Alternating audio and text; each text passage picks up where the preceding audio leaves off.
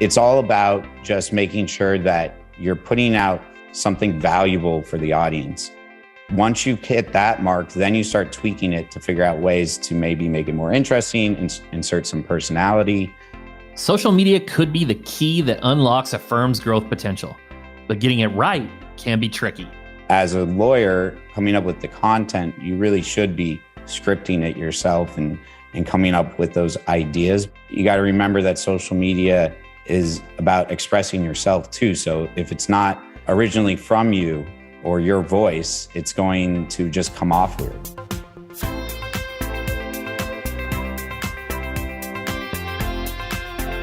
You're listening to Personal Injury Mastermind, where we give you the tools you need to take your personal injury practice to the next level.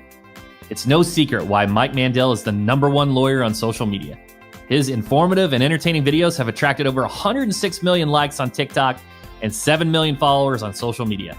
Though he did not originally intend to go viral, his short clips did make the law accessible, and the public can't get enough. Relevant themes like what to do when you get pulled over and how to deal with the police, combined with a whole lot of authentic personality, is a recipe for success. Today, Mike and I talk about the core concepts of creating engaging content, what to do with the negative comments, and why social media is one of the most economical marketing choices a firm can make. I'm your host, Chris Dreyer, founder and CEO of Rankings.io. We help elite personal injury attorneys dominate first page rankings with search engine optimization. Being at the forefront of marketing is all about understanding people. So let's get to know our guest. Mike comes from a family of personal injury lawyers. After a decade of making a name for himself at a prestigious firm, he decided to take the leap and start his own practice. He shares with us the moments that led to that decision.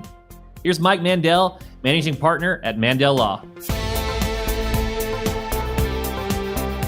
I come from a family of lawyers, so I grew up with this my entire life, and it always just interested me hearing about the cases, how my family would help people who were injured by the fault of someone else, and just kind of came naturally to me growing up in that environment. Yeah, and you had a decade of your career. You're working at a very prestigious law firm, and you really made a name for yourself. But what was that moment where you're like, "Hey, I'm going to step out. I'm going to start my own firm"? What was kind of that moment? I was working in big law. I was doing product liability defense. So I was on the other side. I know you have an audience of mostly personal injury plaintiffs lawyers, I assume. So I got a little sick of representing the bad guys. After a while, it just doesn't seem like you're fighting for the right person. So I switched over to my family's firm I think it was October of 2020, but that was the first time I could start using social media. So when you work at a big law, you have to go through all this red tape. By the time you want to put something out, it's not even what you wanted. But now working at my family's firm, I had the opportunity to do that. But sure enough, within about a month of using social media, it blew up to a point where I couldn't work with my family and also continue doing what I was doing on social media. So again, I had to pivot. And that's when I opened up my own law firm and kind of devoted myself to educating the public about the law. Yeah, I want to focus in on something you said. This is 2020, right? So you've grew this amazing following in a few years. And I heard an interview where you mentioned that your goal was to be the Bill Nye of law. So first, in your words, what does that mean to you? Yeah, well, I think Bill Nye, I grew up with him as a kid.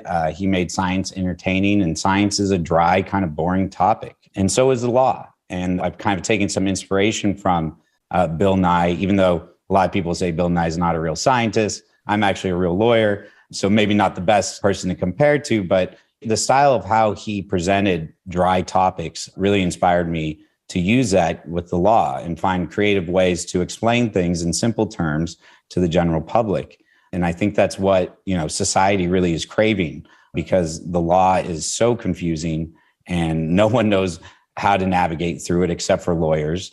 And, just like science, the law intersects with everything we do. Bill Nye could talk about your gum is made out of these, chemicals or whatever. And you could walk down the street and I could probably name 7 laws that, would relate to you. I'd say, and I really got to applaud you because, in the legal space, you're right. The content's really dry. We had Ed Herman from Ed Versus. He's got his own YouTube channel, and he really made it kind of entertaining from a different aspect. I saw him reviewing a movie on Batman and was talking about the laws that were broke. But your first video, I think I went in my research, it was only 15 seconds long, but it went just crazy viral. So kind of tell me about that. What happened with that video? So it wasn't my first video. And if my first video is not on there anymore, it's probably because I took it down after some time. But just so everyone knows out there, it wasn't like my first video and all of a sudden it blew up. My very initial ones were pretty bad when I look at it now. And that's something you notice as you can create content for a while. You continually try to improve things. It kind of hurts to look at some of the original stuff. But I think the video you're talking about, or one of the first ones I know that went, viral, was just what to say when the cops pull you over. Do you know how fast you were going? Again, when I went into this, I wasn't thinking this is going to be a viral thing. I was hoping to get my friends and maybe their friends to see my face and call my family's firm at the time. But looking back on stuff now, the post was so popular because it's a common thing that people have to deal with. And they're worried, either they've dealt with it or they're worried about dealing with it. And they want to know a lawyer's perspective. What do I say? What's the best thing to say?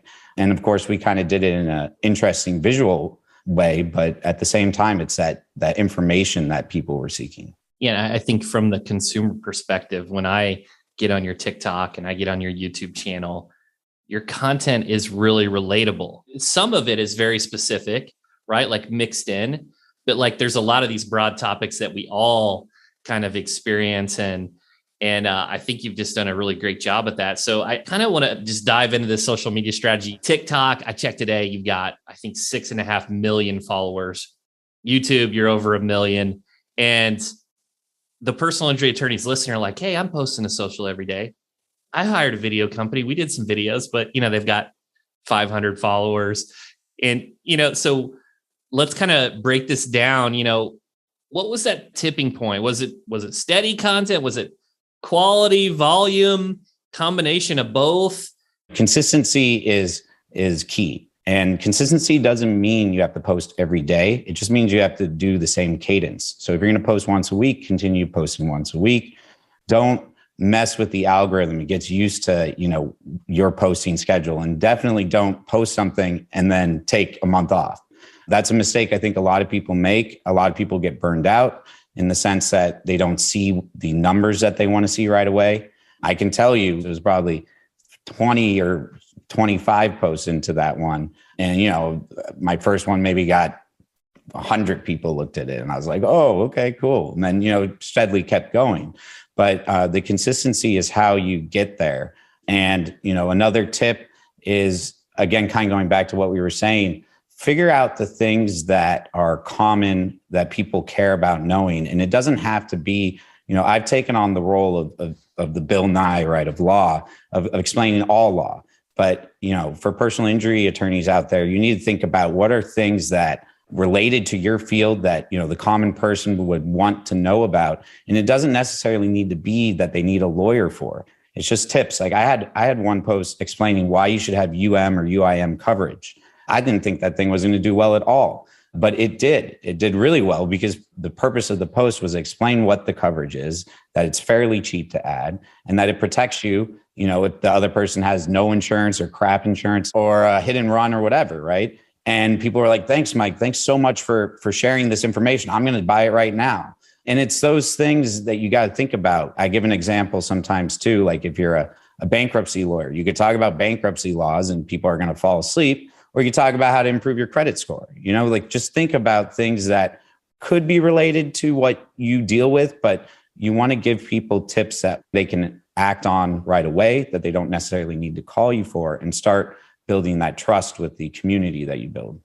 I think it's a great piece of advice. I mean, you got to give them the content that people want, and it appeals to a broader audience. If you're just too specific, you're a trucking guy and you're just talking about trucking accidents, you're basically segmenting yourself and you're not creating content for this whole audience, and eventually you're putting your audience to sleep. Yeah, I mean, if all you want are trucking customers, though, maybe that works. I think one thing that people need to keep in mind with social media is that it's not so much about the numbers. Yes, the numbers show that you have a big reach, but really it's about the community you build. I'd rather have 1,000 people or 500 people that are commenting and engaging with me every day than 500,000 people and only 1% or, whatever. of them are really engaging with me, because social media is a tool to build trust with people who may not be a client now, who may be a client later. And then you have a real opportunity there to find an audience that likes what you do.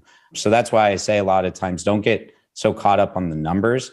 Get caught up on, are people reacting and engaging with you? And are you building, no matter how big or small it is, a team of people that like to back you up and see the content that you put out?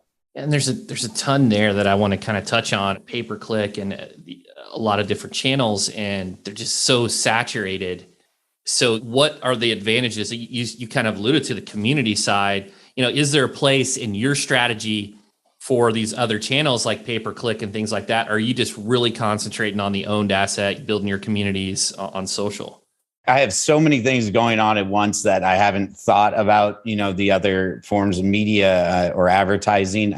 Not that I wouldn't do it. I do think there's an advantage to all of it, even billboards out there, which I'm still surprised that I see when I drive down the freeway, like 30 PI lawyer billboards. But social media is free, essentially, except for your time. And you get so much more of a result from it because you can communicate with these people. It's not a commercial advertisement where people watch it. Maybe they don't even want to watch it because it's interrupting their TV show. And, a few of them call you. Social media, people are coming to your page. They're coming to your content because they like it. So if you can start to establish that, that's so much stronger than just putting out an advertisement that most people don't want to see. I never thought about it from that perspective. They have kind of that connection to you. They can engage with you. And I really like that aspect of it. I think the personal injury attorneys listening, and maybe it's because of the type of content they're putting out, but the first comment they get every time is ambulance chaser. And then when I put content out, I get called ambulance chaser. So, what do you do? Do you block these? Do you keep the negative comments because they help with engagement? What's kind of the strategy there? I mean, I still get those comments too.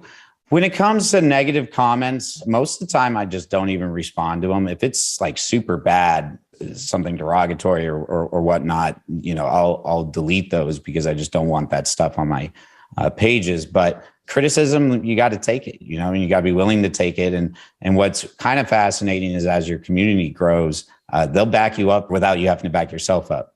So let them kind of make the arguments for you. You certainly can respond to like ambulance chaser. You can say, haha, we've all heard that one, but seriously, lawyers can help you in certain situations. And, I think there was some stat that said, if you get a PI lawyer, your settlement or verdict is this much more, right? So there's certain things you could throw out there if you want.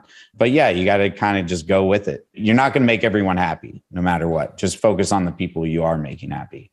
Yeah, I think I heard a similar comment from Grant Cardone, how basically his community would back him up because, he's very polarizing in a different type of way. Let's talk about like the fear, right? Do you ever get nervous in front of the camera, tongue-tied? Did you sit around watching Toastmasters and Tony Robbins? Like kind of what goes into that preparation to get you in the right mindset? I think in the beginning, I was definitely stiff. That's why I was telling you those first videos were just hard to watch. Everything, as we know, is practice makes perfect. I think one of the biggest tips of getting over public speaking is doing it, right? So it's the same thing with these videos. You're going to be a little rusty. You're not going to be perfect. But as you do them and you keep doing them and do them consistently, you're going to get into a rhythm and it's going to become not so awkward and different for you to handle. And, again, goes back to the community and the audience. Always be watching what they say, how they critique, things like that. Because, some of it might be, whatever you don't want to listen to, like your voice is too high. I mean, you're probably not going to be able to change that. But if there's little criticisms in there that actually could be adjusted, take those into account and adjust it. Hug your haters. Every complaint is an opportunity to improve. Mike explains how he handles distribution once a piece of content performs well. So I've never paid for an ad. The idea is never to make it viral. It's kind of impossible to predict that, but there are techniques and things you can do that increase those chances. Making sure that your video is short, that it's to the point, that maybe has a catchy hook, things like that. I can't tell you how many times I think something's not going to be viral and it's viral, and I think something is and it's not. But it's all about just making sure that you're putting out something valuable for the audience.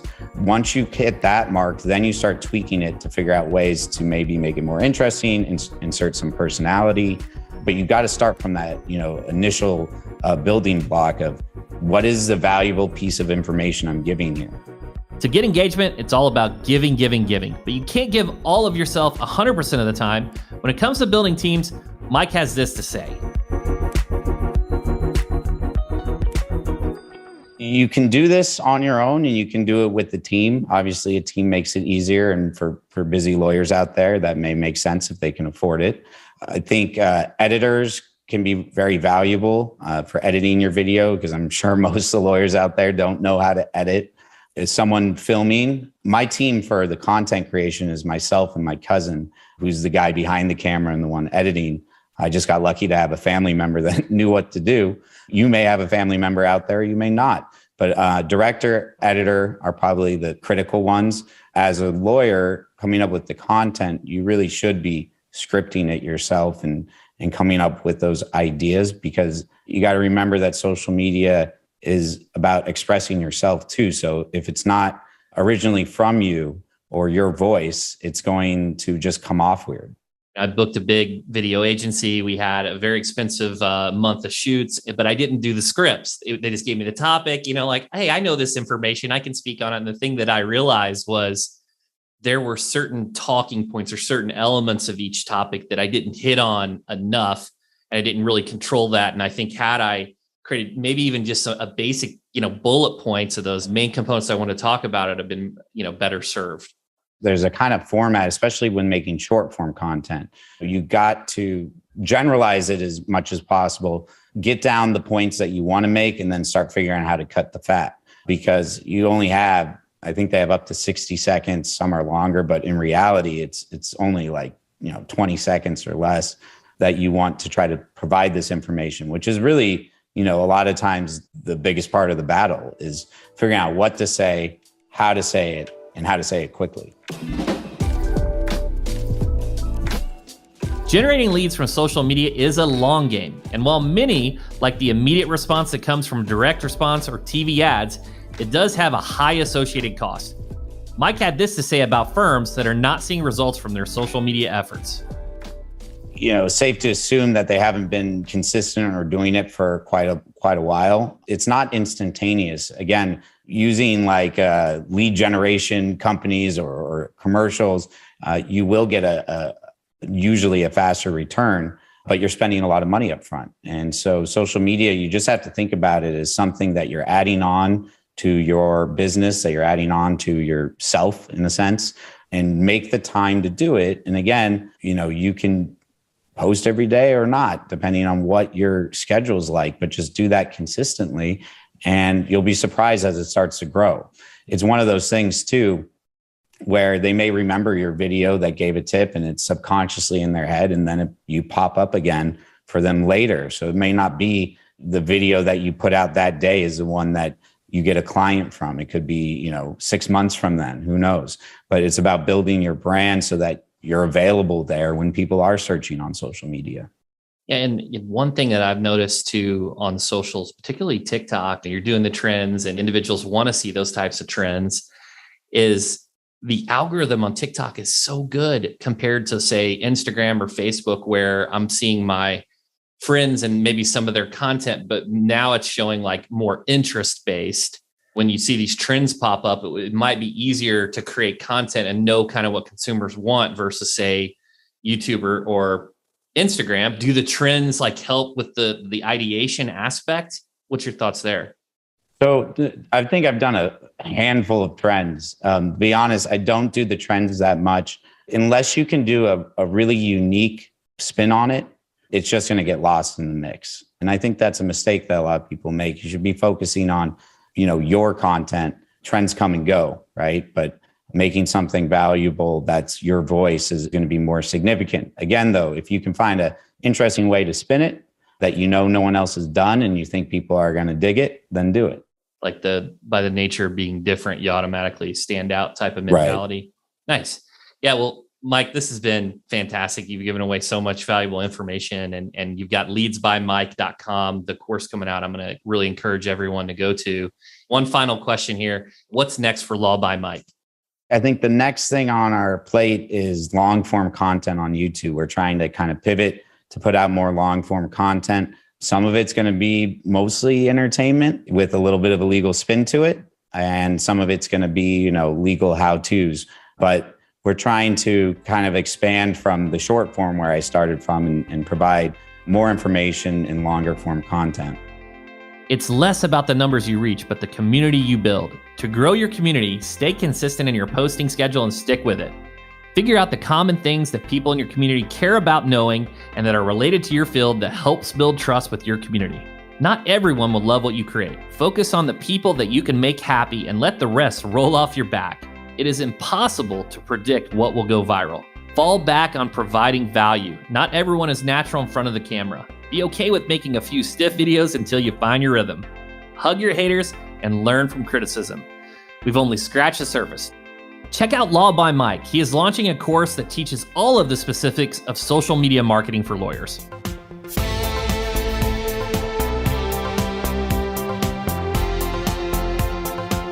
I'd like to thank Mike Mandell from Mandell Law and Law by Mike for sharing his story with us, and I hope you gained some valuable insights from the conversation.